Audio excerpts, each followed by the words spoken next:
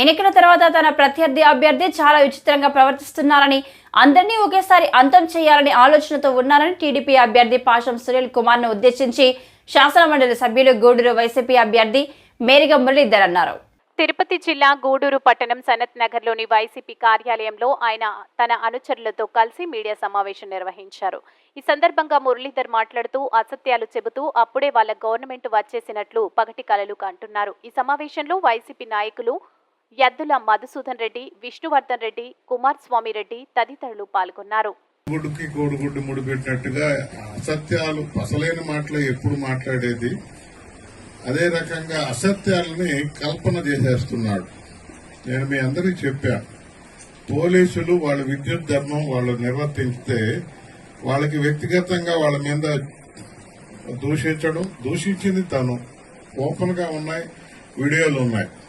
కానీ press meet లో మాత్రం ఏమి తెలియని మరి ఇదిలాగా మాట్లాడడం, మళ్ళా వాళ్ళ మీద పోలీస్ డిపార్ట్మెంట్ మీద అప్పుడే ఆయన కక్ష కట్టినట్టుగా, అప్పుడే గవర్నమెంట్ వస్తుంది, అప్పుడే ఆయన ఎమ్మెల్యే అయిపోయినట్టుగా పగటి కళలు కలడం, ఇవన్నీ చూస్తుంటే చాలా బాధేస్తుంది. ఇది కాదు, హుందాతనంగా రాజకీయాలు నడపాలి, దాంట్లో తప్పటడుగు వేస్తూ పోతున్నారు.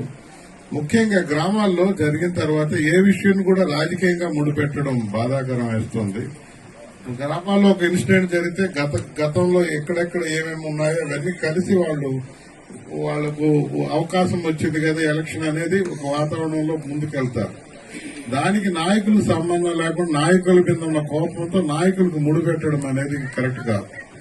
ఎందుకో మిడిసిపాటు, గతంలో కూడా అదే మిడిసిపాటు పడ్డాడు, ఫలితం అనిపించాడు. ఇప్పుడు అంతకు మించినటువంటి 10 రెట్లు మిడిసిపాటు పడుతున్నాడు. అది ఏందో అయిపోతున్నట్టు. రేపు 4వ తేదీ వరకు ఆగు, అట్లాగే వస్తే నువ్వు ఊహించినట్టు పగడగలినట్టు గవర్నమెంట్ వస్తే అప్పటికే అందరికి హెచ్చరికలు, లెక్కలు రాయండి, వార్డులో లెక్కలు చూడండి, అందరినీ కొంతమంది ఖాళీ చేసి వెళ్ళిపోవాలి అని మాట్లాడడం. ఎవరైనా కొంతమంది పరిశ్రమలు కలవకపోతే వాళ్ళకి ఫోన్ చేసి నువ్వు నన్ను కలవలేదు, రేపు గవర్నమెంట్ వస్తుంది మీ ఖర్చు వస్తానని బెదిరించడం ఎక్కడికి వెళ్తుంది? అదేమంటే మళ్ళీ తిరిగి ఏదో చేస్తున్నట్టు, మేమేదో రౌడీజం చేస్తున్నట్టు మాట్లాడతాడు.